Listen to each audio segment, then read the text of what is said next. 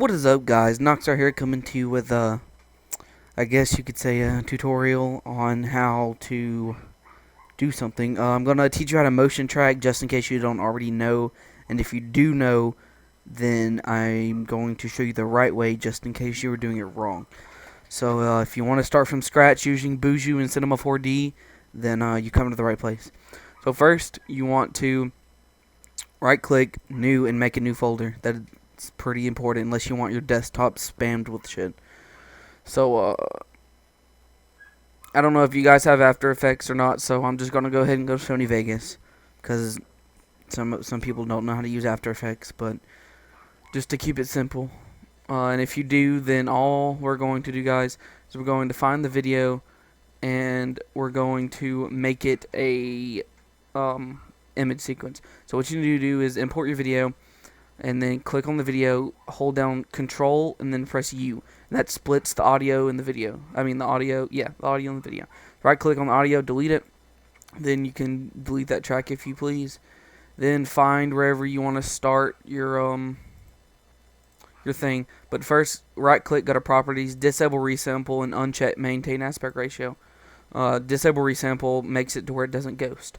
So find where you want to start, and I'm sure, yeah, I had to restart because so I'm going to start right there. Press S to split, right click, and then click delete.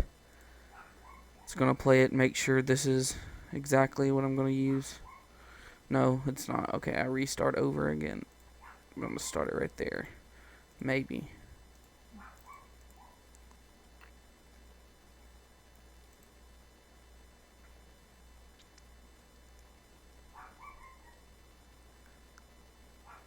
Okay, I'm going to stop it right here. Okay, so right click, press S to split, and then delete. Then highlight what you're going to render out. I'm sure as most of you guys know. Go to render as, then go to image sequence, then click PNG, not JPEG. JPEG it's not as of a smooth motion track, and if you don't believe me, try it. Go to JPEG, and we'll just name this motion track. Wow, my fucking mouse cord's in the way. Okay, it's an invalid name, I got it. Okay, gonna name this motion track. Then, when you want to render it to the new folder that you put. I have numerous presets, I guess you could say. So you want to render it to that folder, and then click render. This usually doesn't take too long. So I'm just gonna talk about something for the minute and 20 seconds it's gonna take. So anyway, I'm gonna have about 35 clips in Lamentations 2, and I have 25 already. I have a lot more than 35 clips, but I just have 25 that I want to use for Lamentations 2. That's going to be edited with music that I've never used before, which is like kind of the music that was in Lamentations 2's trailer. It's going to be music kind of like that. So I'll be looking out for that. I'm going to spend a long ass time on this edit, probably about 3 days, but normally people are like, oh, it takes like 2 weeks to edit something really. When I start an edit, I don't stop until I'm done. So what I'm going to have to do is I'm just going to edit like 10 hours a day until everything is perfect, and it's probably going to take about 3 or 4 days. And so yeah, that's pretty much the update on Lamentations 2. And if you want me to do more tutorials, then let me know, and I'll be glad to do it. Just leave a comment in the comment section. Let me know what you want me to do a tutorial on. And then yeah, I'll be glad to do it. Or if you have any questions for this video, then let me know that, and I'll be glad to answer them. And leave a like. So we're right here at the end of this render thing. And you can close this out, close this out, and close this out. And as you can see, you go to your folder, and it's a bunch of pictures. It's just a bunch of pictures from the start all the way to the end. It's just pictures. That's all it is. So then what you want to do is you want to go and open Boujou.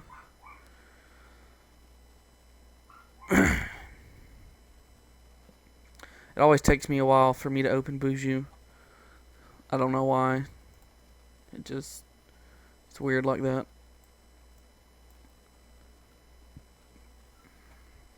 Okay, once it opens, you want to go to import image sequence, then go to where the folder was, then go to the folder, click on the very first one, then click open. If you rendered it, whatever the frame rate is on the video, you want to make this the frame rate, then click apply. Then you can see it does this, which I don't know what the hell that is, so I always click no. Then you go back to frame rate, because it'll change to 25, then go back to 59.94, and then apply, or whatever your frame rate was. In my case, it's 59.94. As you can see, if you scrub through the timeline, it's the whole video that you just rendered out in JPEG sequence.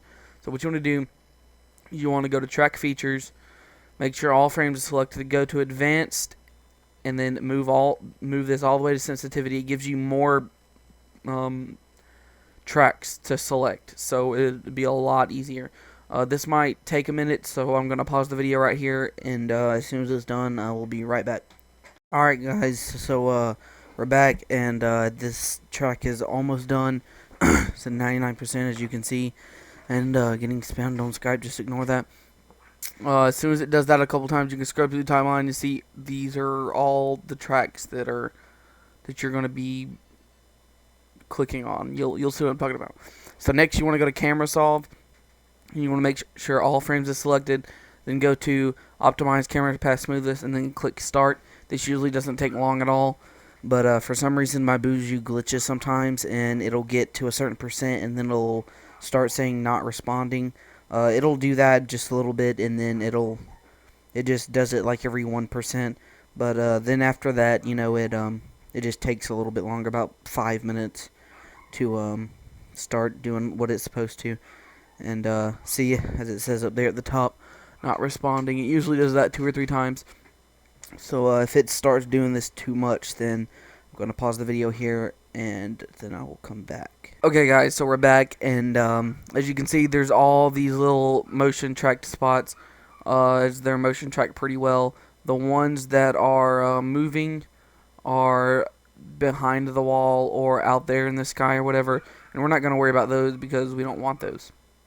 So what you're going to do is you're going to go about to the middle of your video, or just, you know, wherever, and then you're going to go to scene geometry. Move this wherever you would like, then clit it really good. Then go to add coordinate from hint, and it should be on origin automatically. Now origin is the middle, which is wherever you want your text. So I'm just gonna say, let's see, have my text here, I guess, and click connect to selected. Then add coordinate from hint again, then go to x-axis, and x-axis is left to right, so you're going to click 1, then hold control down, and on Mac it is command, hold control down, and then click a second one, so it and then that's your x-axis. That's where it's going to be from left to right. What we're doing is we're going to be telling Boujou where our floor is going to be. So that's what we're doing right now. Then click connect to selected again, add coordinate from hint once again, then go to y-axis, and y-axis is up and down. So find somewhere near your track that goes up and down, or it goes depth. I know Z is depth, but sometimes it works out better if you use Y as depth. So we're going to do,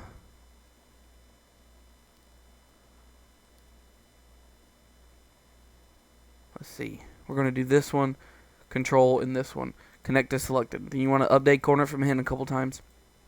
Then add text objects. As you can see, it is right there, and it is motion tracked pretty fucking perfect. You can click on it and right click and then move it around if it's not in the perfect spot.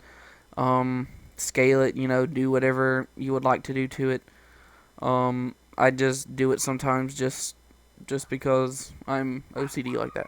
So then after you get that, you click add test objects to add a test object, of course.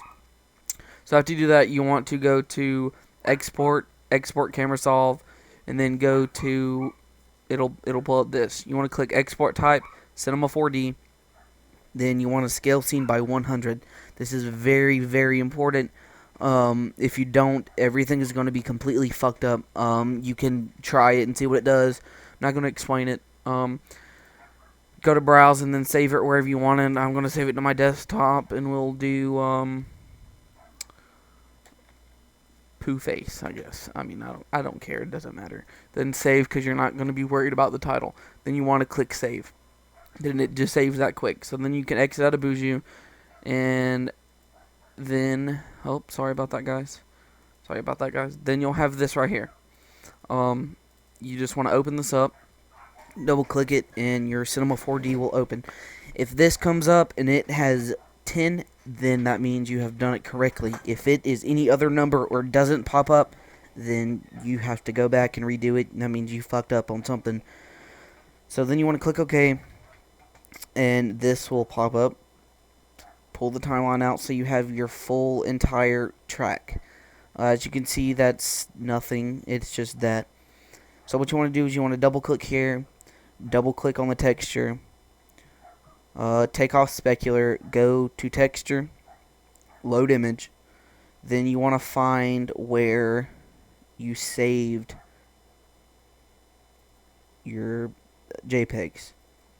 Go to your JPEGs, and mine usually pops up backwards, but yours might not. You go to the very last frame, which mine's 737. Click open. Click no on this. Click the picture. Go to animation, and then click calculate. And that puts all of the images together. So then you want to go to this right here, add floor object, and go to floor. No, actually, I take that back, guys. Don't do that. Go to that and then add background. Then you want to drag this onto the background. And as you can see, here is your background and here is your motion track. Sometimes my floor appears sideways or upside down or whatever. All you want to do is click top null object, right click on the picture, go to rotate, and then just rotate the floor back down to where it's supposed to be. So now you want to add your text, and you want to go to MoGraph and MoText, and your text will pop up. It doesn't matter if it's upside down or not. Click on text, and then right click if it's not already there, and go back to rotate, and rotate your text to where it should be. That looks about right to me. So you want to, after that, you just want to make it say what it says. I'll just make it say,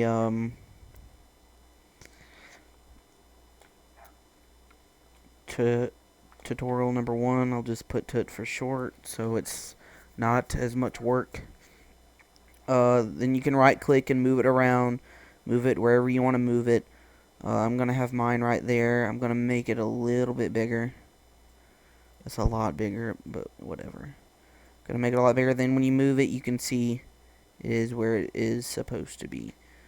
If it moves by any chance, you can either retrack, or you can just go back to the beginning, move it to where you want it. Click this button right here. This is keyframe. Then move all the way to the end, and then move this back to where you had it in the first place. And then that'll do that. So yeah. That's motion tracked pretty well. So now you can just mess around. I'm going to import some textures. You can download textures. I'll leave a link in the description to these textures. It doesn't matter which one it is, but just all you gotta do is just click and drag them in there, and then they all load, I think. Actually, you know what? I fucked up on that, guys. Don't worry about that. Yeah, I actually just X that out, and then X this out, and then go to File, go to Merge. Then you want to go find where your textures are, and do that, and then click Open. And once you do that, it'll have all your textures back right here. I'm going to pull this up just a little bit. Gonna have all your textures and shit right here. I know it's kind of cheating, but it's a lot easier than figuring out how to make them if you don't know how to make them. So, I guess we'll just find a texture that I like. Let's see what Chrome looks like. It's not actually, guys. It's not gonna look like anything. I told you wrong. I'm sorry. This is my first. Wow. This is my first tutorial, so you know, cut me a break. I'm trying, but I am doing it right. I can tell you that. You listening to me is doing it right. Um, as you can tell, everything is going like it's supposed to. So what you want to do now is you want to go to floor. I mean, right here, and then go to floor, and then your floor will be right there. You want to click on the texture that's on background, hold down Control or Command if you're on Mac, click and drag up to floor. Then you want to right click on floor, Cinema 4D tags, compositing, then go to compositioning background and uncheck self-shadowing. What that does is it makes a floor, and it's going to make it a lot better for lights, for textures, and it actually activates your textures, if that makes any sense, for certain textures. Now, some textures, just plain textures will show up, but if you want reflection on your texture, anything like that, then you have to have a floor. So we'll just drag this on the texture, see what it looks like. Don't fuck what that says. Okay, no, that one's black. Sometimes you have to have plugins for certain things, and I don't have plugins for these apparently. Nope, that was black too. Drag that on there. Nope, not on there. Nope, don't have that plugin either.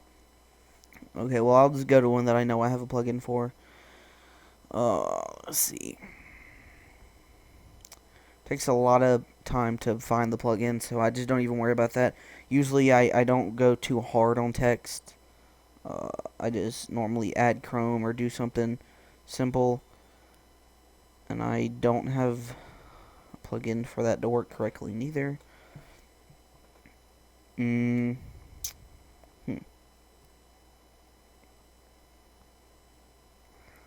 know what? Actually, I will just make my own really quick.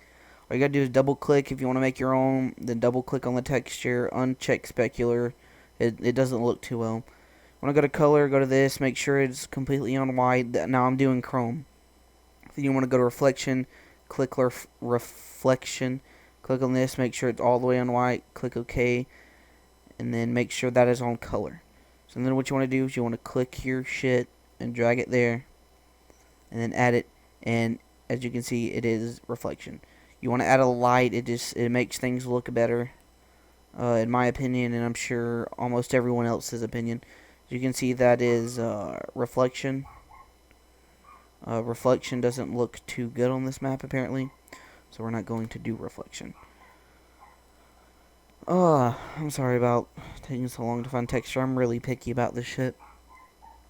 I want to pick a random one and just make it look like fucking Punani. I find at least a halfway decent one. This one looks pretty good.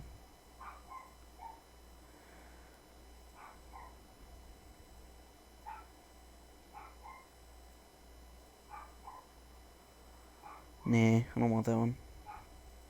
I'm sorry, guys. I'm really OCD about this, and I'm pretty sure if you want your shit to be perfect, you'll be pretty OCD about it too. And it's not necessarily a bad thing. I don't want to do anything that's not I wouldn't be proud of. I'll add Chrome on here. See if that makes it look any good. No, that makes it look shit too. Let me fucking make this full screen. You know what? I'll just pick a random texture. Let's just fucking scroll through and just pick a random ass texture. I know I keep looking, but we're just gonna pick a random texture. We'll do orange. Orange is probably gonna look pretty bad. Yeah, it looks like complete fucking asshole. But I'm not gonna spend any more time doing that. You can position your light wherever you want it. I'm just gonna have mine right there. Click on your text if you want to make it any deeper. I'm going to make mine about 40, and it brings the thickness of the text out. Let's try 75. It just depends on what font you have. I'm just going to leave it at default font, just for fuck's sake. Let's move this light just a little more.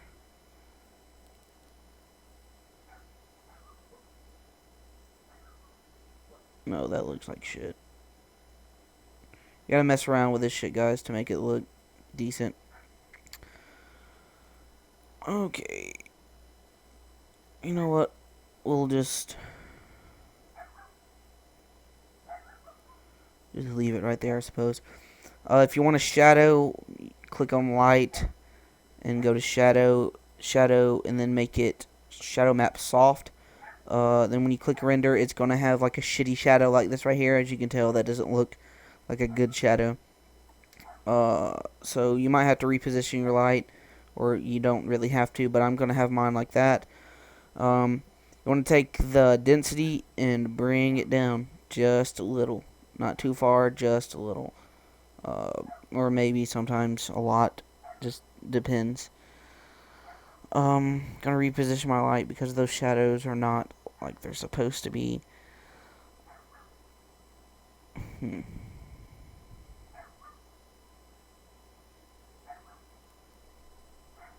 Those are some bad shadows. Don't want it that far.